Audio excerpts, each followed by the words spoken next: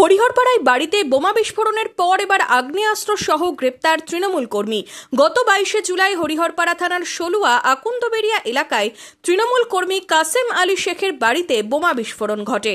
উড়ে যায় শৌচাগারের একাংশ। পুলিশ সূত্রে জানা গেছে, এই ঘটনার তদন্তে নেমে বুধবার বিকেলে হরিহরপাড়ার ডলটনপুর ITI কলেজ সংলগ্ন এলাকায় সন্দেহজনকভাবে ঘোরাঘুরির সময় আটক করা হয় কাসেম আলী শেখকে। তল্লাশি চালাতেই তাঁর কাছ থেকে উদ্ধার হয়েছে একটি পিস্তল ও 1 রাউন্ড গুলি। বৃহস্পতিবার ধৃতকে 7 দিনের হেফাজতে চেয়ে বহরমপুর SCJM কোর্টে পাঠায় পুলিশ। তৃণমূল কর্মী গ্রেপ্তার নিয়ে শুরু হয়েছে রাজনৈতিক চাপানুতর।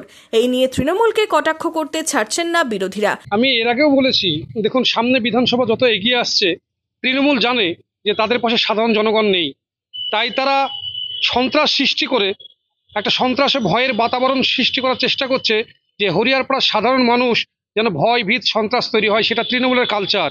কেননা যার বাড়িতে তৃণমূলের সেক্টর ইনচার্জ, তৃণমূলের নেতা, তার বাড়িতে বোমা বিস্ফোরণ হলো, কিন্তু সেই নেতার বাড়ি থেকেই বা সেই নেতার কাছ থেকেই আবার আগ্নেয়াস্ত্র সহ উদ্ধার হচ্ছে। এটা থেকেই প্রমাণিত হয় যে তৃণমূল সামনে যে বিধানসভা আছে, বিধানসভা নির্বাচনের আগে একটা সন্ত্রাসের বাতাবরণ তৈরি করার চেষ্টা করছে।